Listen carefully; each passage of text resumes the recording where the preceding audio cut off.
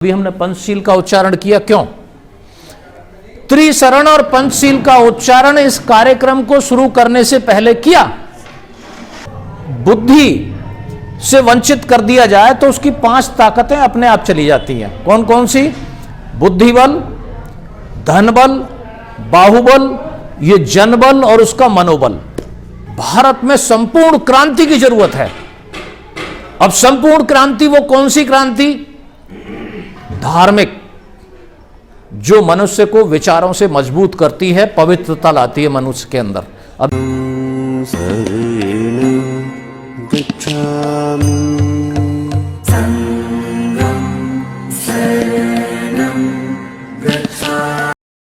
सम्यक संबुद्ध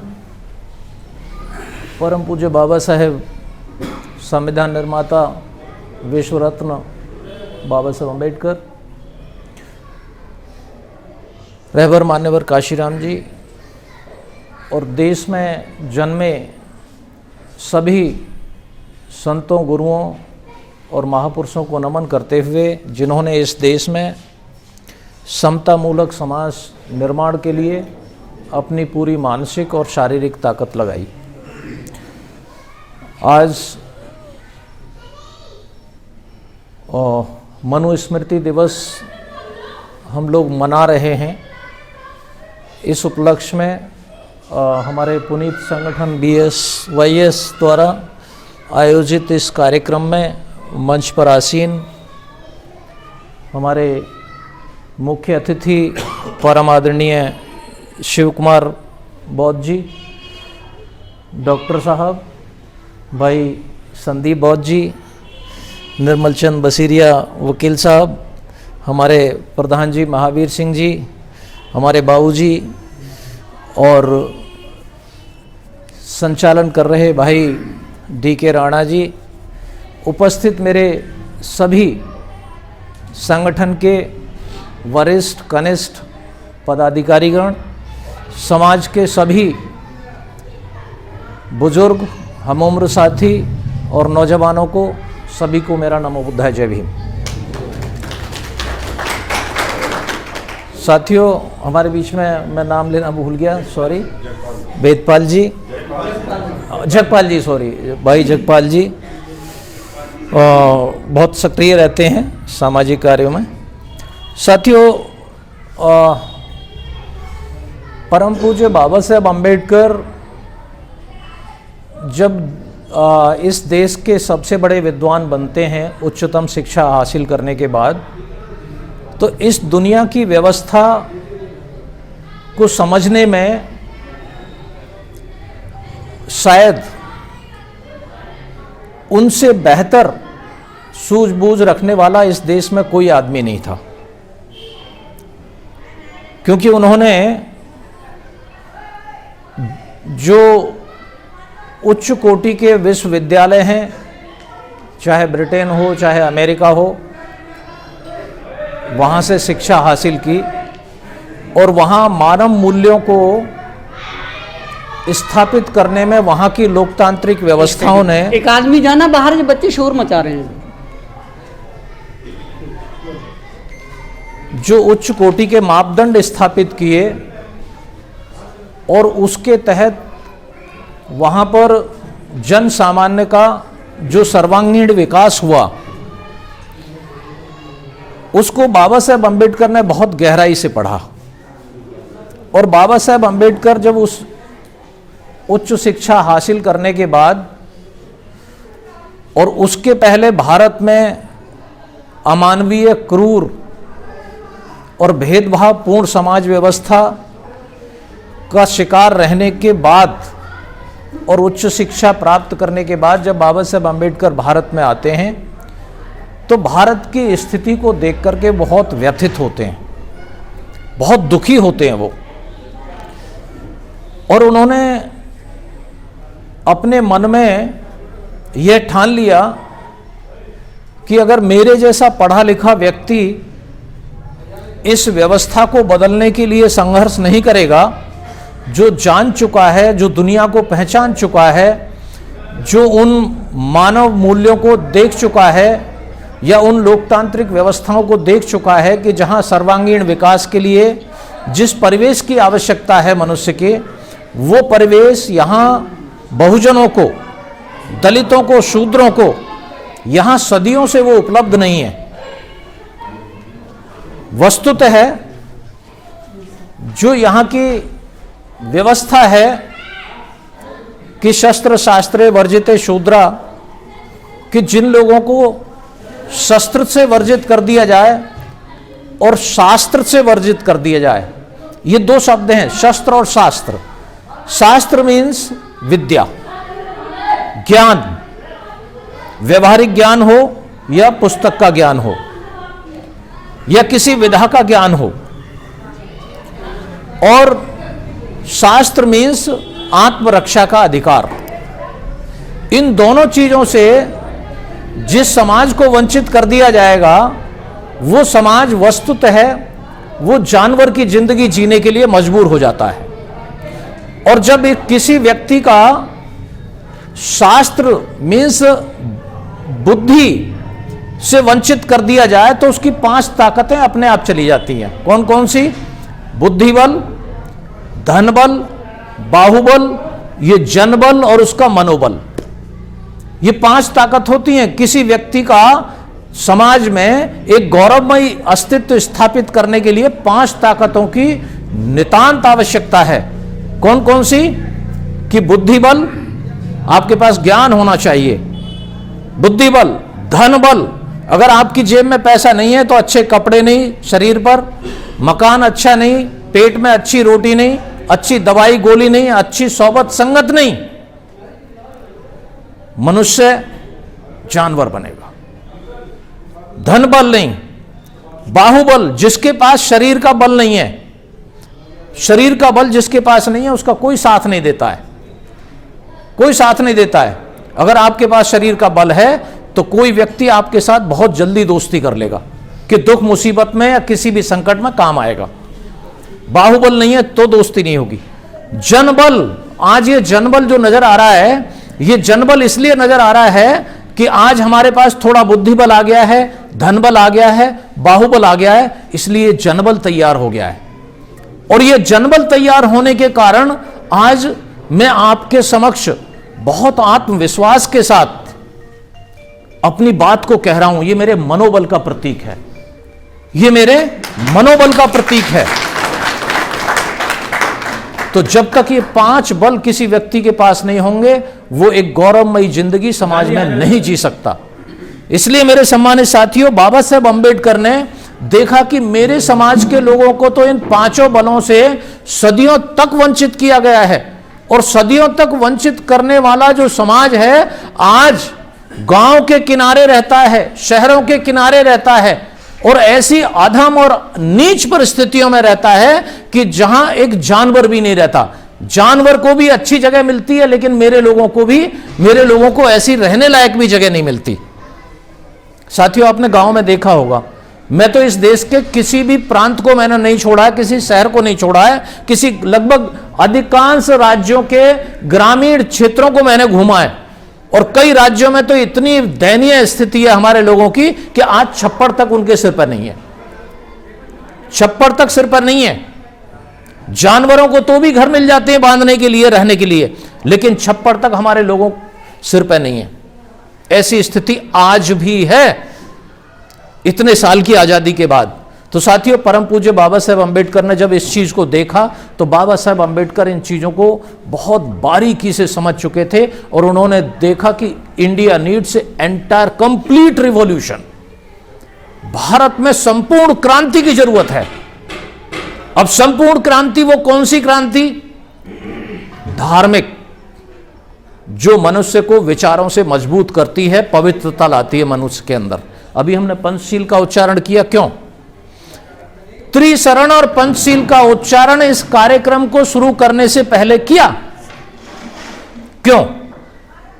ये इसलिए कि इस गोष्ठी में और इस मकान के अंदर जितने भी लोग बैठे हुए हैं, वो सबसे पहले अपनी विचारों की शुद्धिकरण करें, अपनी सोच को पवित्र बनाएं, एक संकल्प लें और उस संकल्प के साथ जो उनके अंदर एक मजबूती आएगी किसी बात को ग्रहण करने की और उसको आत्मसात करके अपने व्यवहार में ढालने की, तभी ये मीटिंग सार्थक होगी।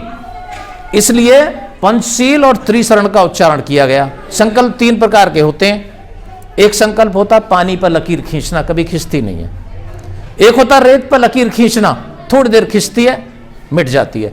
तीसरा संकल्प होता पत्थर पर लकीर खींचना। पत्थर पर लकीर खींचने वाला संकल्प लेने के लिए हमने त्रिशरण और पंचशील ग्रहण किया है।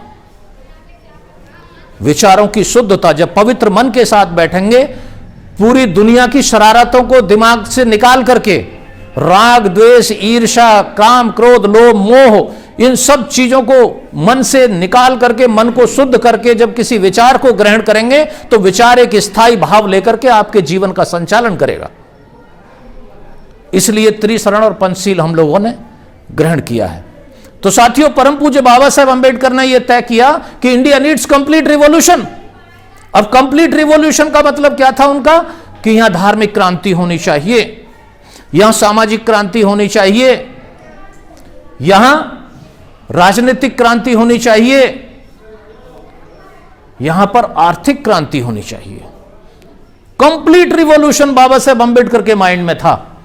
अब बाबा साहेब अंबेडकर की दूरदृष्टि देखिए, कैसे कंप्लीट रिवॉल्यूशन वो लाना चाहते थे। इसी मार्च के महीने में बाबा साहेब अंबेडकर 13 मार्च 1927 को समता सैनिक दल की गठन करते हैं। समता सैनिक दल का गठन करते हैं और उसके बाद 20 मार्च को बाबा साहेब अंबेडकर चौदार तालाब का आंदोलन चलाते हैं और 25 दिसंबर को बाबा साहेब अंबेडकर मनुस्मृति का दहन करते हैं। 25 दिसंबर को मनुस्मृति का दहन करते हैं और 2 मार्च 1930 को बाबा साहेब अंबेडकर काला राम मंदिर का, सारी क्रांति आ गई उसमें। बाबा साहेब अंबेडकर ने समता सैनिक दल का गठन किया और आपको मालूम है कि जब आरएसएस बना था उसके मात्र 1 हफ्ते के बाद समता सैनिक दल का गठन होता है। आज समता सैनिक दल कहां पर है और आरएसएस कहां पर है? मुझे बहुत दुख होता है, मैं जब गंभीरता से चीजों को सुनता हूं। आरएसएस का मुखिया कहता है कि इस देश में कुछ लोग ऐसे हैं जिन्होंने सामाजिक परिवर्तन का आंदोलन चलाया, लेकिन वो सामाजिक परिवर्तन का आंदोलन एक समुद्र में द्वीप की तरह बनकर रह गया। जब वो इस बात को कहता है तो मुझे बड़ी तौहीनी महसूस होती है कि परम पूज्य बाबा साहेब अंबेडकर ने जिस दूरदृष्टि के साथ समाज के इस परिवर्तन के आंदोलन को चलाया था, हमारे लोग उसे आगे नहीं ले जा पाए। कहीं ना कहीं उनका निजी स्वार्थ, जो मैं कहता हूं कि पवित्रता नहीं रही लोगों के मन में, वो विचार की मजबूती नहीं रही। अगर वो पवित्रता होती, विचार की मजबूती होती, तो 1927 में बनाया हुआ समता सैनिक दल आज आरएसएस को बहुत पीछे छोड़ गया होता, क्योंकि समता सैनिक दल 85% के लिए था और आरएसएस 15% के लिए था। समझ रहे हैं बात को? इसका मतलब कहीं ना कहीं जो लोग हमारे संगठनों का संचालन करते हैं, संगठनों के मुखिया बनते हैं, उनके विचारों में पवित्रता नहीं होती, दूरदृष्टि नहीं होती, वो धैर्य नहीं होता है, वो धारण करने की क्षमता नहीं होती है, वो हृदय की विशालता नहीं होती है। इसलिए संगठन कितने बने, पुथिया तमिजगम बनती है उधर, एक दलित पैंथर बनता है उधर, हमारी बामसेफ भी बनती है, समता सैनिक दल बनता है, भारतीय बौद्ध महासभा बनती है, बहुजन समाज पार्टी बनती है, और कौन सी जनशक्ति पार्टी, अभी आजाद समाज पार्टी बनती है, और भारत मुक्ति पार्टी बनती है। कितनी पार्टियां, कितने संगठन बनते हैं और अपनी ही मौत मर जाते हैं। कारण सिर्फ वही विचारों की कमजोरी, वही विचारों की कमजोरी। तो परम पूज्य बाबा साहेब अंबेडकर ने ये संगठन बनाए और संगठनों का अपने जीवन काल में बहुत सुचारू रूप से संचालन भी किया बाबा साहेब अंबेडकर ने।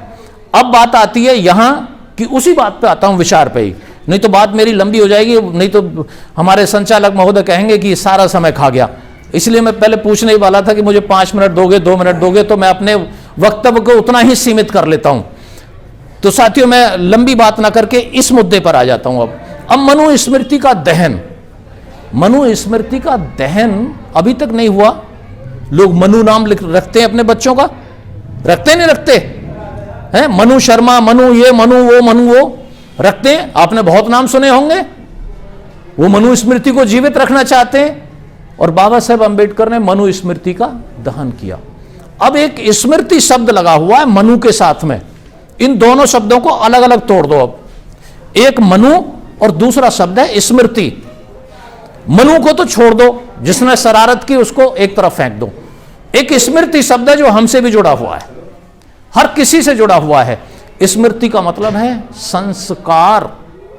संस्कार का मतलब है कि मैं मां के पेट से पैदा हुआ, मेरी मां ने मेरे सामने किसका पूजा पाठ किया, मेरे पिताजी ने किसका पूजा पाठ किया, मेरे पिताजी ने मुझे किसका पूजा पाठ सिखाया, मुझे कौन कौन से धार्मिक अनुष्ठान करने के लिए कहा, मुझे कौन कौन सी सामाजिक मान्यताओं को मानने के लिए मजबूर किया और या सिखाई मुझे, और कौन कौन सी मान्यताएं मेरे जीवन का अभिन्न अंग बन गई, वो है स्मृति। स्मृति का दूसरा साधारण तरीके से और कहिए कि एक यादगार, एक यादगार। अब हम सब लोगों को इस देश में एक ऐसी यादगार से परिचित कराया गया कि जो हमें इस देश में एक परपेंडिकुलर समाज व्यवस्था को स्वीकार करने के लिए कहती है। चूड़ा, चमार, नाई, धोबी, खटीक, धीमर, कुमार, जाट, गुजर, बनिया, ब्राह्मण, एक खड़ी हुई सामाजिक व्यवस्था को स्वीकार करने के लिए हमें कहती है वो स्मृति, वो संस्कार हमारे अंदर डाले गए। जहां कहीं भी हम जाते हैं, हमसे नाम पूछा जाता है। नाम पूछने के बाद पूछने वाले को तब तक संतुष्टि नहीं होती जब तक उसकी मंजिल जाति नहीं मिल जाती, तब तक उसको संतुष्टि नहीं होती। ये एक संस्कार हमारे दिमाग में जबरदस्ती डाला जाता है, याद कराया जाता है, ताकि हम एक ऐसे हीन भाव से गुजरे कि हमारे अंदर का जो इंसान है वो कमजोर पड़ करके परास्त हो जाए। मैं एक बार इंटरव्यू देने के लिए बेंगलोर में, स्टेट बैंक ऑफ इंडिया का प्रोबेशनरी अफसर का इंटरव्यू था। तो जो बोर्ड का चेयरमैन था उसने सबसे पहले मुझे प्रश्न दागा कि आपका नाम ये है, आप किस प्रांत से आते हैं। और दूसरे बोर्ड के मेंबर ने सीधा कहा कि ये आप जो ये जाति है आपकी, ये दूसरे प्रांतों में भी पाई जाती है। भाई तुम बोर्ड के मेंबर हो, मुझे बैंक का ऑफिसर बनाना चाह रहे हो, तो मुझसे यह प्रश्न दागने की क्या जरूरत है भाई। इसका मतलब क्या है कि मुझे जाति का बोध पहले कराया जाता है ताकि मेरे अंदर का इंसान वो कमजोर हो जाए, मैं हीन भाव से ग्रस्त हो जाऊं और मैं इंटरव्यू को फेल कर जाऊं। That is the modus operandi, वो उनकी रणनीति होती है। तो इसलिए ये स्मृति, इस संस्कार जो बाबा साहेब अंबेडकर इन संस्कारों को ही समाप्त करना चाहते, एक किताब को नहीं जलाना चाहते थे बाबा साहेब अंबेडकर। बाबा साहेब अंबेडकर का ध्येय मात्र एक किताब को जलाना नहीं था। इसको गहराई से समझो मेरे मित्रों। बाबा साहेब अंबेडकर का ध्येय था कि वो स्मृति, वो संस्कार, जो आदतें जो इस देश की सामाजिक व्यवस्था ने हमारे लोगों के अंदर डाल दी हैं, उन चीजों का समूल नाश, समूल समाप्ति। इसलिए बाबा साहेब अंबेडकर, आपको मालूम है कि उसके 5 साल के बाद एनिहिलेशन ऑफ कास्ट भी लिखते हैं, एनिहिलेशन ऑफ कास्ट भी लिखते हैं। तो साथियों, जब बाबा साहेब अंबेडकर ने यह बात मनुस्मृति जलाई तो इस देश को एक संकेत दिया, अपने लोगों को संकेत दिया कि उस व्यवस्था को, उस याददाश्त को और उन संस्कारों को समाप्त कर दो कि जो सदियों से तुम्हारे अंदर डाले गए हैं, इस जाति व्यवस्था को मानने के लिए, ऊंच नीच को मानने के लिए, भेदभाव को मानने के लिए। और बाबा साहेब अंबेडकर आपको बिल्कुल भी यतीम नहीं छोड़ते, बिल्कुल भी असहाय नहीं छोड़ते। आपको क्या कहते हैं कि जब मैं आपको व्यवस्था को मानने के लिए मना ही कर रहा हूं तो वो व्यवस्था एक धर्म ने दी है तुम्हें, वो व्यवस्था तुम्हें एक धर्म ने दी है। और वो धर्म जब तक जीवित है, जब तक ये व्यवस्था जीवित है, और जब तक ये व्यवस्था जीवित है, जब तक वो धर्म जीवित है। समझ रहे हैं मेरी बात को? अगर हिंदू धर्म है तो उसमें जाति व्यवस्था रहेगी ही, और जाति व्यवस्था है तो हिंदू धर्म, एक दूसरे के पूरक हैं ये। इसलिए बाबा साहेब अंबेडकर ने कहा कि ना धर्म चाहिए ना जाति चाहिए, मैं आपको धम्म का मार्ग दे रहा हूं, मैं आपको धम्म का मार्ग दे रहा हूं कि जो इन दोनों चीजों से मुक्त करेगा, आपको उस धर्म से भी मुक्त करेगा जो दलदल कीचड़ में तुम्हें धकेलता है, उस व्यवस्था से भी तुम्हें मुक्त करेगा जो तुम्हें हीन बनाता है। इसलिए बाबा साहेब अंबेडकर ने आपको धम्म दे दिया, बुद्ध की शरण में ले गए, बुद्ध की उस परम ज्ञान की शरण में ले गए कि उस परम ज्ञान का आत्मसात करो, परम ज्ञान को महसूस करो, साधना करो, पढ़ो, बुद्ध को पढ़ो। जब बुद्ध को पढ़ोगे तो स्वयं प्रेरित हो जाओगे कि मुझे विपश्यना करनी चाहिए, मुझे साधना करनी चाहिए। घंटा, आधा घंटा, 10 मिनट, 5 मिनट एकांत में बैठ करके अपने आप को समझना चाहिए, मुझे व्यवस्था को, इस प्रकृति को समझना चाहिए। जब बुद्ध को पढ़ोगे तो स्वयं प्रेरित हो जाओगे। तो बाबा साहेब अंबेडकर ने एकदम कंप्लीट रिवॉल्यूशन की बात करी कि धर्म भी छोड़ो, उस धर्म को छोड़ो जिन्होंने तुम्हें नीच बनाया है, उस व्यवस्था को छोड़ो, उस व्यवस्था को छोड़ो कि जो तुम्हें इस देश में बंटवारा करती है, इंसान इंसान के बीच में समता सैनिक दल चलाओ, समता के भाव में रहो, समभाव में रहो, सम्यक स्थिति में रहो। बाबा साहेब अंबेडकर ने कहा। बाबा साहेब अंबेडकर कंप्लीट रिवॉल्यूशन की भी बात करते हैं और वो कहते हैं कि इस देश के संसाधनों का ऐसा एक तर्कपूर्ण, एक न्यायपूर्ण, न्याय संगत बंटवारा होना चाहिए। इसलिए बाबा साहेब अंबेडकर भूमि सुधारों की बात करते हैं। बाबा साहेब अंबेडकर इस देश में पब्लिक सेक्टर को बिल्टअप करने की बात करते हैं ताकि सबको आर्थिक मुक्ति मिले, किसी एक उद्योगपति के हाथ में पूरा पब्लिक सेक्टर ना चला जाए। और अगर पब्लिक सेक्टर गवर्नमेंट के अंडर में रहेगा तो वहां आरक्षण की व्यवस्था संख्या के अनुपात से प्रतिनिधित्व होना अनिवार्य रहेगा। ये एक आर्थिक रिवॉल्यूशन की बाबा साहब अंबेडकर बात करते हैं, रिप्रेजेंटेशन की बात करते हैं। और Republican party of India, Republic means the power of nation will be in Republic. Republic means man an individual, आदमी, एक इंसान। इस देश के तंत्र को चलाने की ताकत एक व्यक्ति के हाथ में रहेगी और उसके लिए बाबा साहेब अंबेडकर संविधान में आपके लिए 1 मैन 1 वोट 1 वैल्यू, चाहे कोई गरीब आदमी है या अमीर आदमी है, किसी भी पद पर बैठा हुआ आदमी है, सब एक व्यक्ति है, एक व्यक्ति की एक वोट है, एक वोट की एक वैल्यू है ना कंप्लीट रिवॉल्यूशन। धार्मिक, सामाजिक, आर्थिक और राजनीतिक एंटायर रिवॉल्यूशन बाबा साहेब अंबेडकर ने इस देश में उसका अरे बाबा साहेब अंबेडकर बाहर से आने के बाद यहां आराम से बैठे ही नहीं, कभी बैठे नहीं। उन्हें 2 बातों की चिंता थी कि व्यवस्था को कैसे बदलना है और अपने लोगों को कैसे जगाना है। दोनों चीजें थी, दोनों चीजें साथ में। जब तक मैं जगाऊंगा नहीं अपने लोगों को, व्यवस्था को कैसे समझेंगे, और व्यवस्था को जब तक नहीं बदलूंगा, व्यवस्था कैसे उदार बनेगी और कैसे उसमें करुणा का भाव आएगा। इसलिए साथियों, हम संविधान जब पढ़ते हैं तो आप देखेंगे कि फंडामेंटल राइट से लेकर के एंड तक जाकर के देखिए, उसमें न्याय की धारा ऐसे प्रवाहित होती है कि अगर उसको अवरुद्ध करने वाले मनुवादी लोग आज आगे निकल के आ रहे हैं तो आपको उस न्याय की धारा को प्रवाहित करने के लिए जी जान से जुट जाना चाहिए। खैर, मैं अभी आपसे सिर्फ एक ही निवेदन करूंगा। आज मनुस्मृति ध्यान है। अपने अपने घर में हर कोई अपने आप में एक क्रांतिकारी लीडर बनो, अपने अंदर के नेता को निखारो, अपने अंदर शब्द इतने पैदा कर लो। किताब पढ़ोगे तो शब्दों का भंडार होगा, और जब शब्दों का भंडार होगा तो भाषण की आपके पास कला आ जाएगी। समझ रहे ना बात को, कि शब्द शक्ति दुनिया की सबसे बड़ी शक्ति है। शब्द शक्ति दुनिया की सबसे बड़ी शक्ति है, और शब्दों का भंडार अगर आपके पास है तो आप गरीब कभी नहीं रह सकते। एक हमारा आदमी किसी ऑफिस में जाकर के अपनी फरियाद नहीं कर सकता अपना काम निकालने के लिए, क्योंकि उसके पास वो शब्दों से गरीब होता है। एक आदमी जिसके पास ये है, जिसके पास ये है, जिसके पास ये है, उसके पास शब्दों का भंडार होता है, और गरीब से गरीब आदमी अपना काम निकाल के आ जाता है क्योंकि उसके पास शब्दों का भंडार होता है। इसलिए वो गरीब नहीं है। इसलिए मेरे सम्मानित साथियों, सभी साथी अपने अंदर के उस लीडर को निखारो, अध्ययनशील बनो, बुद्ध को पढ़ो, अंबेडकर को पढ़ो, बाकी जो विधाओं में जिसमें काम कर रहे हो उनको पढ़ो, वकील हो तो वकालत का काम पढ़ो, और डॉक्टर हो तो डॉक्टर की पढ़ाई करो, लेकिन पढ़ो, ठीक है।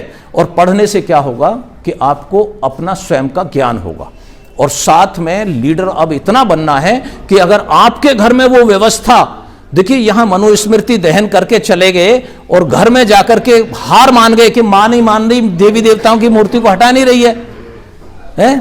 ये नहीं मान रहे, तो घर में जाकर के अगर हार मान गए और वहां घुटने टेक दिए आपने, तो आपका मनुस्मृति दहन करने का कोई तात्पर्य नहीं रह जाएगा। इसलिए ये क्रांति दिवस होना चाहिए, और आप सब लोग आज एक संकल्प लेकर के जाएं कि बाबा साहेब अंबेडकर के सपने के अनुसार संपूर्ण व्यवस्था परिवर्तन की लड़ाई हम लोग लड़ेंगे। तो ऐसा निवेदन करते हुए कि पुरानी मान्यताओं को अपने घर से निकालें, समाज से निकालें, और लोगों के अंदर नए विचारों का समावेश करें, और इसी निवेदन के साथ तभी आपकी ये मनुस्मृति दहन सार्थक होगा। और ऐसा निवेदन करते हुए अपनी बात को समाप्त करता हूं। मेरी बात थोड़ी लंबी हो गई, उसके लिए क्षमा चाहता हूं। धन्यवाद।